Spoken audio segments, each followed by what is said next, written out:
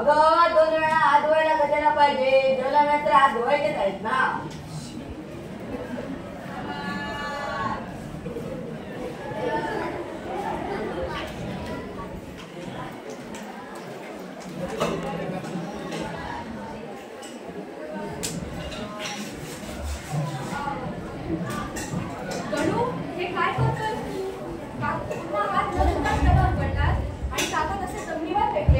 अरे मुलांनी तुम्हाला किती वेळा सांगितलं आहे की हात धुतल्याशिवाय खाण्यापूर्वी स्वच्छ हात धुवून. अरे मुलांनी स्वच्छता हीच खरी शिस्त आहे. हो मॅडम, काही होत नाही. मी रोज असाच खातो. हात धुते काय किंवा नाही धुते काय फरक पडतो? काय फरक पडतो हा विचारच मुळे धोकादायक आहे. आपल्या आयुष्यातल्या अशा मोठ्या आजारांची सुरुवात आपल्या छोट्या छोट्या दुर्लक्षातूनच होते. आणि मुलांनी तुम्हाला माहित आहे का जगभरात दरवर्षी किती मुले फक्त दूषित पाणी पिल्यामुळे आजारी पडतात ते? मॅडम, मी वाचलं आहे. डायरिया, टायफॉइड सारखे रोग स्वच्छतेच्या अभावामुळे होतात. बरोबर आहे सुनीता तुझं म्हणणं. आणि विज्ञानाचाही हाच धडा आहे. स्वच्छता म्हणजेच आरोग्य. विज्ञानही आपल्याला असंच सांगतं की स्वच्छतेमुळे आपलं आरोग्य वाढतं. आणि हात धुणे, पाणी स्वच्छ ठेवणे, शौचालयाचा वापर करणे हे विज्ञानानेच तर सिद्ध केलंय. आणि विज्ञान नेहमी अनुभवावरच बोलतं. यातून तुम्ही काय बोध घ्याल मुलांनो? स्वच्छता म्हणजे आरोग्य आणि आरोग्य म्हणजेच प्रगती. कोण मॅडम, आम्ही गावात शेतात काम करताना हा न धुतात खातो. काही होत नाही आम्हाला. अरे गणू, जंतू आपल्याला उघड्या डोळ्यांनी दिसत नाही म्हणून आपण त्यांच्यावर दुर्लक्ष करतो व त्यामुळे आपल्याला आजार होतात. तुम्ही घरी हात धुता की नाही दररोज? पण तुम्ही अतिशय साध्या प्रकारे व चुकीच्या प्रकारे हात धुता. आज मी तुम्हाला हात धुवायचे एक मजेदार प्रात्यक्षिक करून दाखवते. तयार आहात सगळे? हो. या इकडे.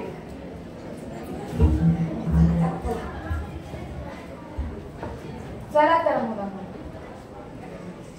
आता प्रत्येकाने हात धुवा बघू. आता हँडवॉश घ्या बघू. चला चला आता माझ्या मागून म्हणा आणि कृती करा. हातात खेळतो पैसा, हातात खेळतो पैसा, हातात खेळतो पैसा, हातात खेळतो पैसा, खुळखुळ वाजतो पैसा, कुळकुळ वाचतो पैसा, खुळखुळ वाजतो पैसा, कुळकुळ वाचतो पैसा, पाण्यात पोहतो मासा, पाण्यात पोहतो मासा, पाण्यात पोहतो मासा, पाण्यात पोहतो मासा, बाळ चुकतो अंगठा, बाळ चुकतो अंगठा, बाळ चुकतो अंगठा, बाळ चुकतो अंगठा, बोटात काय अंगठ्या, बोटात काय अंगठ्या, बोटात काय अंगठ्या, बोटात काय अंगठ्या, आईच्या हातात बांगड्या, आईच्या हातात बांगड्या, बाबांच्या हातात घड्या, बाबांच्या हातात घड्या, आईच्या हातात बांगड्या, आईच्या हातात बांगड्या, बाबांच्या हातात घड्या, बाबांच्या हातात घड्या, पाणी घातले हातावर, पाणी घातले हातावर, मळ गेली वाहून, मळ गेली वाहून, हात झाले धुवून. हात झाले दूध. तर मुलांनो, आता स्वच्छ कपड्याने हात पुसून घ्या बघू.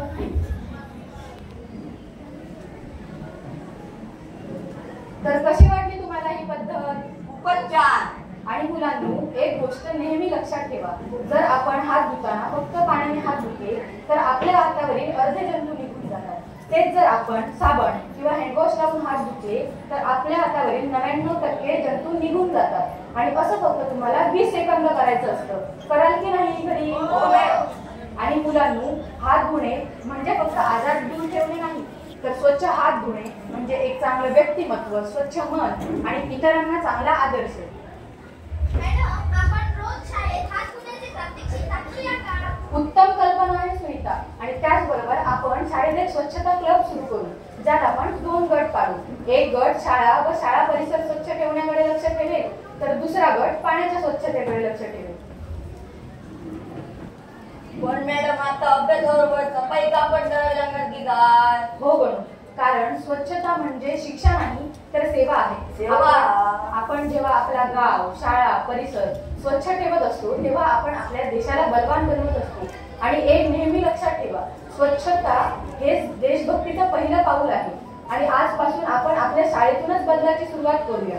आपण आपल्या गावातल्या लोकांना शिकवूया की स्वच्छता ही फक्त सरकारची नाही तर ती प्रत्येकाची जबाबदारी आहे. चला तर मुलांनो, एकमुखाने घोषणा द्या बघू. काय नको करू?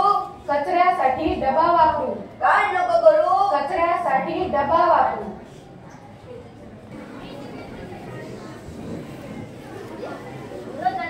इथे कोणी दिसत नाही. आता मी निवांत बसू शकतो. निघालो घेऊन प्लॅस्टिकची बादली. निघालो घेऊन प्लॅस्टिकची बादली. आम्ही भाग्यवान निसर्ग वरदान. आम्ही भाग्यवान निसर्ग वरदान. म्हणून निघालो माळावर. म्हणून निघालो माळावर. निघालो घेऊन प्लॅस्टिकची बादली. निघालो घेऊन प्लॅस्टिकची बादली. अरे राम्या, कुठं चाललंय रे? अरे थांब थांब जरा आज्या नाही. ये. आलो. आज कोण कसं दिसत नाही. गेलं कुठे समजून?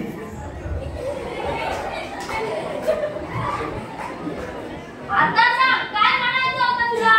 कुठे गेले दिसत नाही कोणी. मला पण माहित नाही रे. माईक मला नको तो तुझा पंढरपुरी तंबाखू. माझ्याकडे काही छाप तंबाखू आहे. हे रत्ने, कुठे चालली गं? कुठे जाणार? माईक, कपडे माईक. धुवायलासाठी. माईक. तुझ्यासारखे काय मी रिकाम टेकडे नाहीये. पंढरपूर नको, काही छापता नको पाहिजे मला. किती म्हणून कामं करायची. संसार आता नकोसा झालाय. हे ढीगभर कपडे, तिकडे ती भांडी कोंडी. काय करणार? करायलाच पाहिजे ना. आता पोरं पण यायची वेळ झाली. जायला पाहिजे बाबा.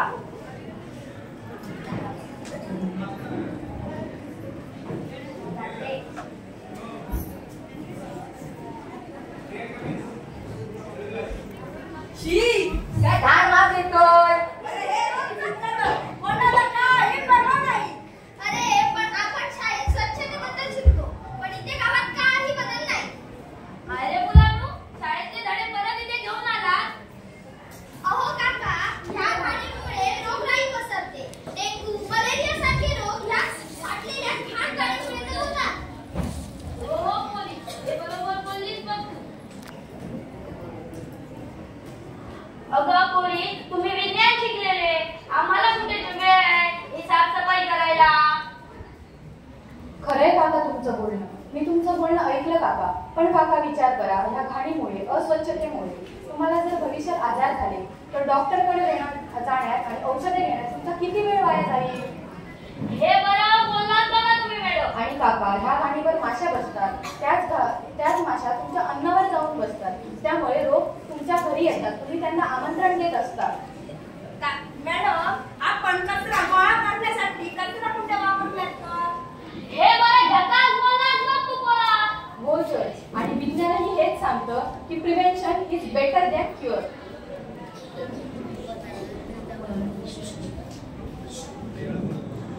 चला तर मुलांनी, आपण एकमुखाने घोषणा देऊया. काय नको करू? कचऱ्यासाठी डबा वापरू. काय नको करू? कचऱ्यासाठी डबा वापरू. ह्या कामांचा आताच ते ढीगभर कपडे धुवून आले. त्यात ती भांडी कुंडी पण करायची आहे. आणि हा गणू तरी कुठे राहिला? हा कुठे गप्पा करत बसला असेल काय माहित. कुठे गेलाय देवच जाणे बाई.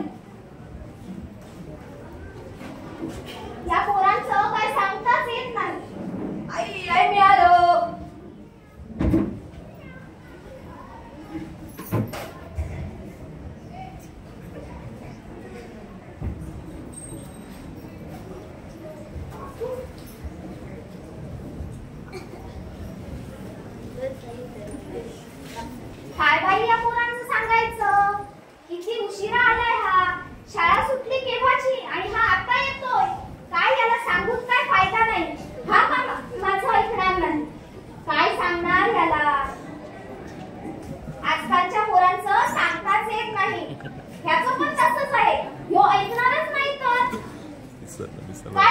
कुठे होतास? काही नाही ग, वाटेत गावकरी भेटले होते. त्यांच्याबरोबर झगडण्यात एक तास गेला. काय यांचं बघलात ना, यांना काय ना बोलायची पण सोय नाही. अरे तू हात तरी धुतलेस का? आले आले फक्त बसलायस जमिनीवर. हात धुवायची पद्धत आहे की नाही? अगं काय आई, शाळेत पण मॅडम हेच सांगतात. आता तुझं पण हेच चालू झालं का?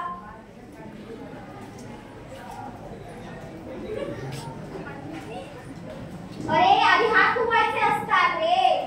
तुला किती वेळा सांगितलंय मी. बरं म्हणू, तू पुन्हा हात न धुताच बसलास. आठवते ना शाळेत काय सांगितलं होतं ते? काय सांगू? म्हणजे तू शाळेत पण असंच दमा खातोस हात धुवायच्या अगोदरच? या पुढे पुढे या.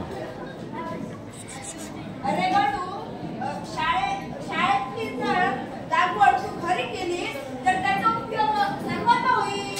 खरंय पुराणू. मी गेल्या महिन्यात आजारी पडले होते तेव्हा डॉक्टर म्हणाले होते पाण्याची आणि स्वच्छतेची काळजी घ्या. बरोबर आहे काकू.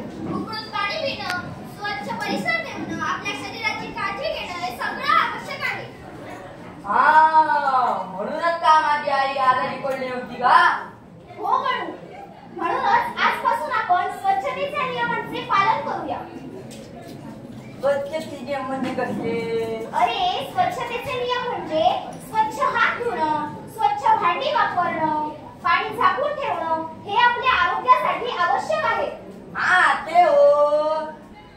अरे गणू, शाळेत शिकवते ना मॅडम सांगितलं, तू जर घरी त्याचं लावू केलं तर त्याचा घरातल्या इतरांना फायदा होईल. जा आता पटकन हात धुवून ये. हा येतो. बरं झालं पोरांनो तुम्ही आलात. नाहीतर माझं काय हा ऐकणार नव्हतं.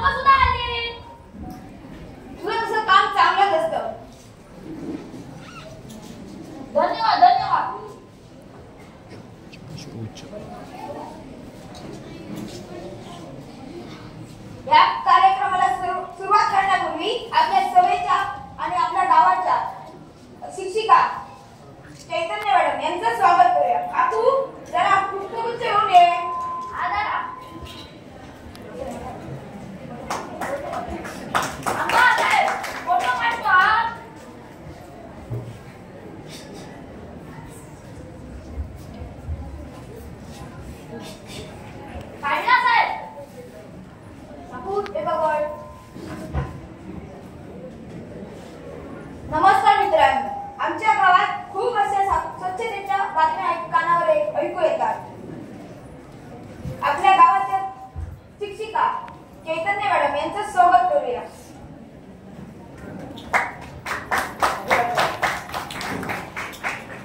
चैतन्य मॅडम, आपण आमच्या सभेला मार्गदर्शन करावे. नमस्कार मंडळी, सर्वांना माझा नमस्कार मित्र. मी पण बरेच दिवस झाले ऐकते की गावाचा कायापालटच झाला आणि मी तसं पाहिलंय सुद्धा. मी जेव्हा पहिलीच्या गावात आले होते शिकवण्यासाठी तेव्हा या गावात खूप घाण अस्वच्छता झाली. पण हल्लीच्या काळात एकदम गावाचा कायापालटच झालाय. आता कळतच नाही की आता असं वाटतच नाही की हा तो गाव राहिला. आपल्या गावातील बरेच लोक, जवळपास सगळेच लोक स्वच्छतेचं पालन करू लागले. तर मित्रांनो, मी माझ्या मुख्य विषयाकडे वळतो. आपण सारेच जाणतो की आरोग्य हेच खरे धन आहे. पण हे धन जर टिकवायचं असेल तर गरज आहे की स्वच्छतेची. या अस्वच्छतेमुळे किंवा घाणीमुळे आपल्याला डेंग्यू, मलेरिया, टायफॉइड यांसारखे रोग होतात. पण आजार झाल्यावर डॉक्टरकडे जाण्यापेक्षा त्यांच्यावर आधीच उपाय केला तर किती चांगलं होईल हे आपल्या गावातल्या लोकांनी जाणून घेतलं पाहिजे. मंडळी, शेवटी फक्त एवढं लक्षात ठेवा की नेहमी हात स्वच्छ धुवा, शौचालयाचा वापर करा, पाणी झाकून ठेवा व स्वच्छ पाणी प्या, शौचालय स्वच्छ ठेवा व शौचालयाचा वापर करा. आता गावात मी बरेच दिवस पाहिजे की सगळेजण शौचालयाचा वापर करतात. त्यामुळे आपला गाव हगणदारी मुक्त झालेला आहे. ही खूपच कौतुकाची गोष्ट आहे. आणि मंडळी, आपल्या प्रत्येकाने जाणून घेतलं पाहिजे की साफसफाई ही सरकारची नाही तर ती प्रत्येकाची जबाबदारी आहे. आणि जर आपण असं केलं तर आपलं गाव खऱ्या अर्थाने आदर्श गाव ठरेल. आणि मंडळी, आपण पाहतो की मोबाईलवर, सोशल मीडियावर, वृत्तपत्रात बातम्या येतात की सरकार आपल्याला नेहमी सांगत असतं की स्वच्छता ठेवा. स्वच्छतेसाठी वेगवेगळी अभियानं राबवली जातात. पण आपल्यातील काही लोक जे सतर्क नागरिक असतात तेच त्यांचं पालन करतात. आपल्यातले अशिक्षित समाज त्यांचं पालन करत नाही. पण आपण तसे न करता सरकारच्या सगळ्या नियमांचं पालन करून आपल्या गावात स्वच्छता राखली पाहिजे. त्यामुळे आपल्या गाव खऱ्या अर्थाने आदर्श गाव बनेल. आणि मंडळी, आपल्या गावाची स्वच्छतेची काळजी आपल्यालाच घ्यायला हवी की नको? तर मंडळी, शेवटी जाता जाता तुम्हाला एकच संदेश देईल की स्वच्छता हीच आपल्या निरोगी आयुष्याची गुरुकिल्ली आहे. धन्यवाद.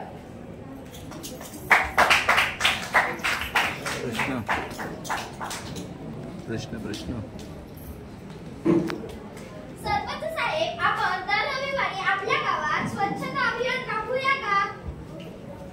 हो, आणि आपल्या गावातून स्वच्छता रथ काढू, ज्यातून लोकांना स्वच्छतेची माहिती मिळेल. आपण एक निर्भय करूया. चला तर मंडळी, आता आपण सगळ्यांनी एकमुखाने घोषणा देऊया. माझा गाव सुंदर गाव. माझा गाव सुंदर गाव. माझा